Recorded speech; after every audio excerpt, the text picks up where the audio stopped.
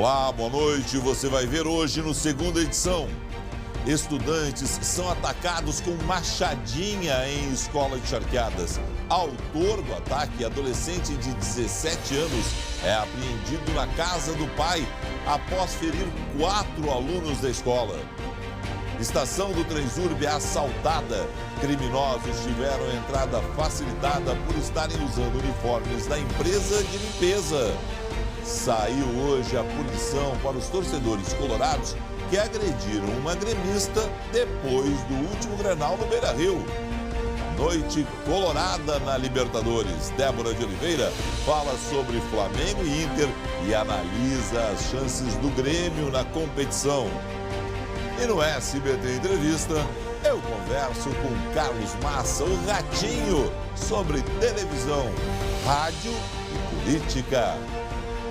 O SBT Rio Grande, segunda edição, está no ar.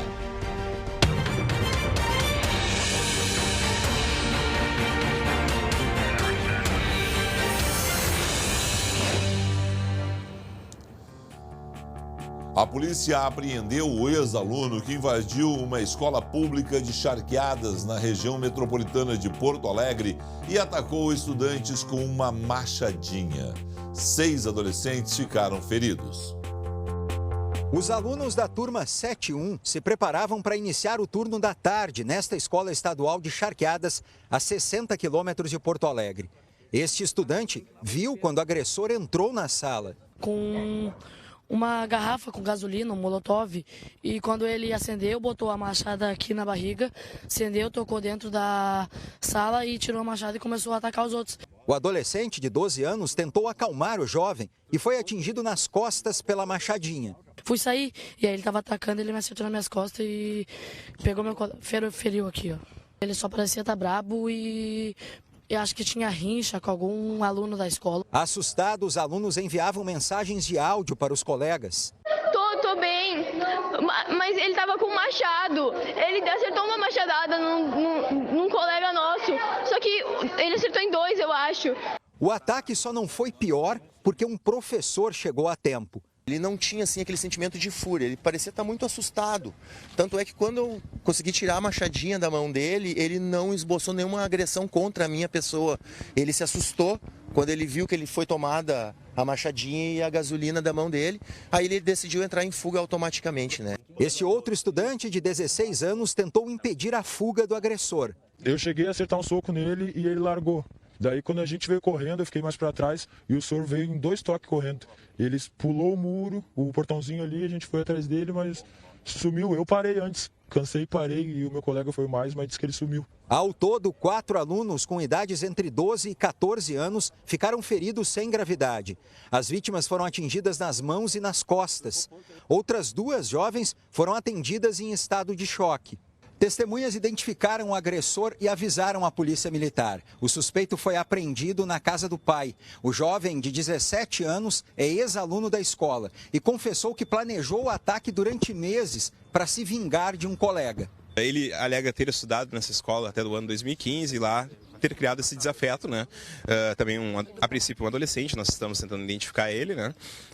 Relatou brigas anteriores e que planejou essa ação de hoje durante alguns meses e foi com a intenção de matá-lo na escola hoje. Segundo o delegado, o jovem se inspirou nos ataques à escola de Suzano, em São Paulo. A Promotoria de Justiça da Infância e da Juventude vai pedir a internação provisória do suspeito. A levantar a mão pro céu, graças a Deus, aí, e torcer, porque não tem o que fazer, não. Nossa segurança aí tá pouca, né? Mesmo na cidade interior.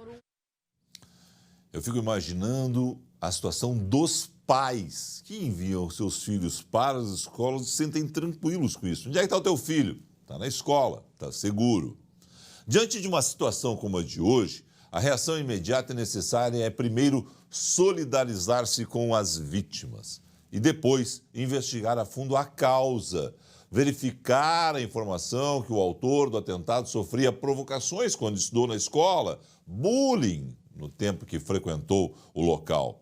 O que faz um garoto de 17 anos praticar tal insanidade e como ele teria planejado sem ninguém das suas relações perceber também tem que ser investigado.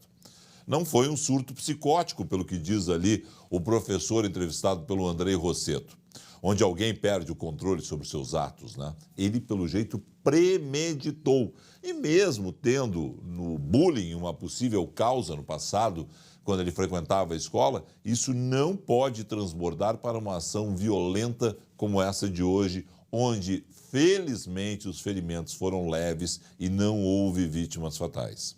Casos de bullying não podem ser negligenciados e todas as partes envolvidas têm que serem monitoradas. Uma outra situação, comprovada a premeditação, ele não pode se beneficiar do fato de ter 17 anos para ter atenuantes. Está na hora de debatermos tudo isso para evitarmos tragédias no futuro. Já aconteceram no passado recente, caso de Suzano que nós mostramos na reportagem, e a gente espera que isso não aconteça novamente no Brasil. Para isso, vigilância de todo mundo, do sistema educacional de um lado, das famílias e amigos de outro. O Ministério Público do Rio Grande do Sul pediu à Justiça a prisão preventiva do motorista Ricardo Neis. Mesmo depois de ter sua habilitação bloqueada pela Justiça, ele foi flagrado dirigindo em Osório no dia 5 desse mês. A Polícia Rodoviária Federal é quem fez a abordagem. Neis é aquele motorista que em 2011 atropelou ciclistas no bairro Cidade Baixa, aqui em Porto Alegre. Ele foi condenado em 2016 a 12 anos de prisão em regime fechado por 11 tentativas de homicídio e 5 crimes de lesão corporal. Mas como a lei brasileira é a lei brasileira, né, ele recebeu o benefício de recorrer em liberdade, condição na qual permanece até agora, segue dirigindo, colocando em risco a vida de todos nós que podemos cruzar o caminho desse irresponsável bandido que tinha que estar no fundo da cadeia.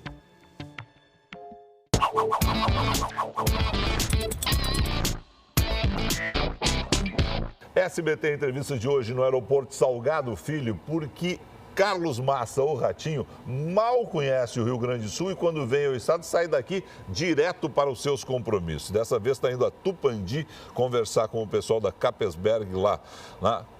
Como é que é isso? Como é que ele não conheceu o Rio Grande do Sul, um lugar que faz tanto sucesso, Ratinho? Mas já que no Paraná tem tanto gaúcho que a gente acaba conhecendo o Rio Grande do Sul sem vir para cá. Você vê que o sudoeste do Paraná, o oeste do Paraná, o noroeste do Paraná, Curitiba, o que tem mais é gaúcho. Então a gente não precisa vir aqui para conhecer. Eles falam tanto do Rio Grande do Sul que a gente conhece sem estar aqui. E tu tem um hábito gaúcho, né? Tu toma chimarrão, Eu gosto de chimarrão. Eu deveria ter trazido uma cuia, Claro, isso? chegaram aqui e me deram café. Café eu tomo em Minas. Né? Queria tomar chimarrão. Falha nossa, portanto. Falha total, total. Se tu vai começar a vir mais para o Rio Grande do Sul, tu já comprou uma rádio aqui. Isso. E aí? O Rio Grande do Sul sempre foi um estado empolgante, né? Romântico. Eu acho o Rio Grande do Sul o estado mais romântico do Brasil. Por quê? Porque eu acho que o gaúcho ele gosta muito daqui. Mesmo ele não estando aqui, ele está fazendo a propaganda daqui. Então, eu acho esse romantismo do povo rio-grandense fantástico. Eu acho que ele tem amor pela terra e dá a impressão que ele não continua aqui, porque por outros motivos ele vai embora. Mas o amor continua aqui. Ratinho, é a primeira de muitas emissoras, essa que tu comprou lá em Flores da Cunha. Como é que a rede Massa de rádios vai se espalhar pelo Rio Grande do Sul? Olha, a gente está filiando algumas emissoras e comprando algumas, né? Agora nós compramos uma rádio em São Paulo, a Rádio Estadão, que foi um dinheiro grande, então a gente tem que segurar um pouco, mas a gente vai vir para o Sul com bastante força. A gente quer vir trazer a nossa programação para o Sul. Nós que te conhecemos tanto da televisão, que vem aí de novidade no programa do Ratinho? Eu não tenho novidade no programa, porque eu estou sempre colocando alguma coisa diferente. Porque a televisão, no meu modo de ver, ela funciona conforme a audiência. E o meu programa, ele nunca sai de segundo lugar. Ele nem vai para primeiro e nem vem para terceiro. E o segundo me dá uma estabilidade de público que me deixa feliz. Então, quando eu monto alguma coisa, eu monto quadros. Então, esse quadro cansou, tiro esse e coloco o outro. Qual é o quadro que te dá mais prazer hoje? Fazer o Jornal Racional. É o programa de quinta-feira. Porque não tem responsabilidade, é gostoso. Aliás, meu programa nenhum tem responsabilidade, é tudo feito do meu jeitão, né? Mas o programa de quinta é o que eu mais gosto, que eu coloco palhaço, eu coloco cantor. Se o cara cair, não tem importância. Se o cara cantar errado, não tem importância. Então é o que me dá mais prazer. Jair Bolsonaro, quando encerrou o discurso de posse dele, decretou o fim do politicamente correto. Isso te dá força para ser mais incorreto? Não, eu já era incorreto. Eu nunca liguei para isso. Eu nunca liguei porque eu acho o seguinte, se o mundo for politicamente correto, o mundo fica chato. E eu acho muito chato o cara politicamente correto. Nós estamos vendo o pessoal se preocupar muito com o meio ambiente e eu vou lembrar o seguinte, eu não estou preocupado com a árvore do Amazonas, eu estou preocupado, por enquanto, com aquela valeta que passa na frente da casa do cara mais pobre, que aquilo dá doença. Entendeu? Falo muito da Amazônia e lá vem o cara do INPE, vai falar mal do Brasil para o mundo. O que esse cara ganhou em falar mal do Brasil para o mundo? Fez muito bem o presidente Jair Bolsonaro ter tirado ele de lá. Eu tiraria. Fale primeiro para mim, estão desmatando demais. Falem para mim. Não, ele resolveu agradar a imprensa mundial e arrebentou o país lá fora. E na próxima vez eu trago o chimarrão. Tá devendo essa, hein? E eu vou cobrar. E quando você for em São Paulo, não vai ter chimarrão. Tá bom? Um abraço. Obrigado, hein? Tchau, tchau.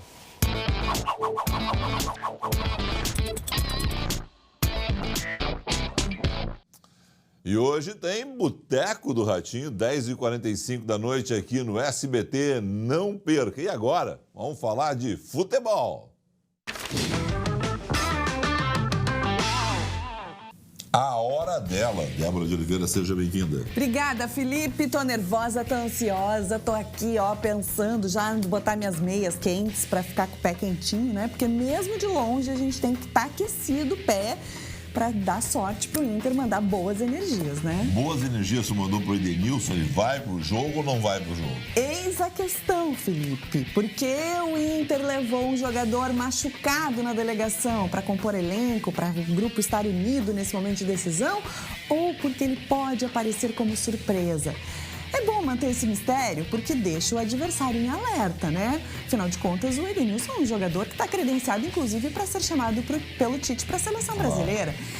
Mas, pela gravidade da lesão que tinha sido anunciado anteriormente, né? Não existiria essa possibilidade, a não ser que uma força-tarefa de recuperação tenha melhorado o Edenilson antes do tempo.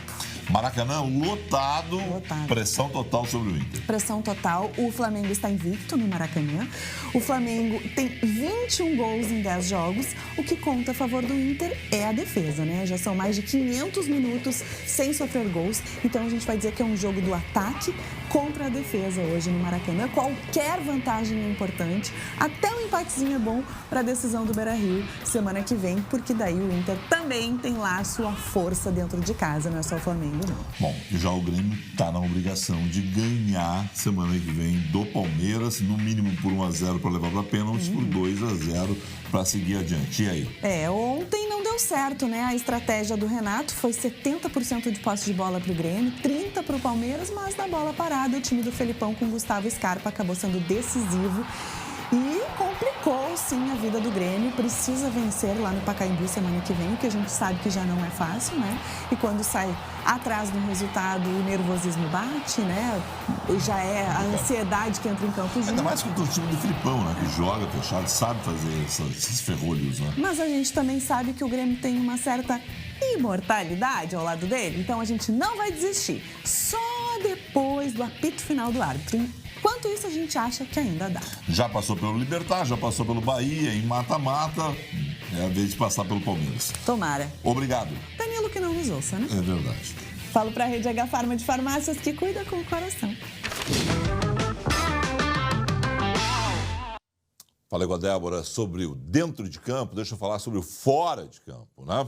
Lembra do caso de agressão que aconteceu dentro do Beira-Rio, depois do Grenal do dia 20 de julho, quando torcedores do Inter tiraram à força uma camiseta da mão de uma gremista que estava com uma criança junto, pois o trio de torcedores colorado recebeu hoje sua punição. Eles vão ter que se apresentar em delegacias nos próximos 15 jogos do Inter independente do mando de campo. A medida começa a valer já a partir de hoje nos jogos em Porto Alegre. O comparecimento deve ser entre meia hora antes, meia hora depois da partida. Nos jogos fora de casa devem se apresentar, porém, será dispensada essa permanência local. Eles vão lá, se apresentam, olha, estamos aqui em Porto Alegre e podem ir para casa ver o jogo pela televisão. Eu, por mim, ficava lá na delegacia, não via nem pela televisão, viu? A transação penal, como é chamada essa situação no judiciário, também exige que cada um dos acusados produza um vídeo educativo abordando temas como tolerância nos estádios e respeito aos adversários. Respeito é bom e todo mundo merece. A gente volta daqui a pouco com as informações sobre esse assalto que aconteceu hoje na Transurb. Bandidos entraram com uniformes da empresa que faz a manutenção para roubar. E ainda a previsão do tempo para amanhã, em instantes, aqui no Segunda Edição.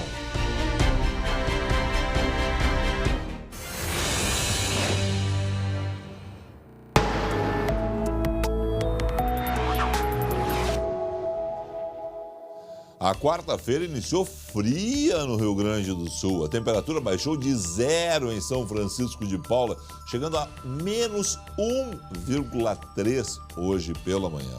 Vamos olhar os mapas? Amanhã o sol segue entre nuvens no estado e as temperaturas baixas. Em Santa Rosa, a mínima será de 2 graus, a máxima de 23. Em Caxias do Sul, na Serra, a temperatura fica entre 2 e 15 graus. Vamos olhar agora Porto Alegre. Aqui na capital, as máximas não ultrapassam os 18 graus nesta quinta-feira. Nos próximos dias a gente confere, aí as temperaturas ficam um pouco mais amenas, com máxima de 22 graus. No domingo, a boa notícia ali é que tem a presença do sol todos os dias na capital. Vestidos com uniformes da empresa que realiza a manutenção da Transurb, bandidos entraram hoje na estação da rodoviária aqui em Porto Alegre para assaltar o local. Olha, rapaz, tem muita coisa para ser investigada nessa ação. Olha a barbada que foi ali passando pelo portão. O ataque da quadrilha aconteceu por volta das 13h30 da madrugada. Os bandidos invadiram a parte administrativa da Transurb, que fica atrás dos guichês de vendas dos bilhetes do trem. Um dos suspeitos ficou do lado de fora, monitorando a aproximação da Brigada Militar. Os criminosos também tinham chaves dos portões de ferro. Ê, barbadinha, hein, gente? Os bandidos fugiram levando celulares de funcionários e ainda dinheiro do cofre. A quantia não foi revelada. A Transurb não se manifestou sobre o caso. Falando em Transurb, tira ali, porque agora é outro assunto, eu vou rapidinho. Em instantes você vai ver no SBT Brasil o seguinte: vem aí um programa de privatização do governo Bolsonaro que pega 2 empresas do Rio Grande do Sul, além de outras que podem no futuro serem privatizadas. Mas a Transurb e o Ceitec estão na lista, hein? Em instantes no SBT Brasil, mais informações a respeito. Nesta quarta-feira, mais pessoas foram presas por furtar energia elétrica. Gato de luz na zona norte de Porto Alegre. Agentes da CE e Polícia Civil foram até o Terreno Grande, fica na rua Dona Teodora, após receberem denúncias por telefone. Os fios estavam conectados diretamente na rede. No terreno funciona uma metalúrgica, isso mesmo, uma metalúrgica, e uma oficina de caminhões. A gente fica achando que quem faz gato é pobre em vila? Não é, não. Tem muito empresário sem vergonha fazendo gato de luz aí. Segundo os técnicos, o furto de energia só da metalúrgica chega a 2.000 kW por mês. Esse consumo em uma residência daria um gasto mensal de mais ou menos R$ 1.200. O furto da mecânica ainda está sendo medido, mas já se sabe que é maior que o da metalúrgica, ou seja, prejuízo grande. Uma pessoa se apresentou como responsável pelo terreno e foi preso. Como a pessoa que foi presa apresentou documentos falsos, ele segue preso. Ou seja, faz gato de luz, apresenta documento falso, mas é o cúmulo da chinelagem, tem que ficar bem guardado pela polícia mesmo. Parabéns para a CE, RGE, Polícia Civil, que estão fazendo essa limpa em quem faz gato de energia, tá certo? Mais notícias locais amanhã às 11h40 com o André Har. Na sequência tem a Débora de Oliveira e as informações de Flamengo e Inter hoje no Maracanã. Fique com o SBT Brasil. Uma ótima noite. Até amanhã.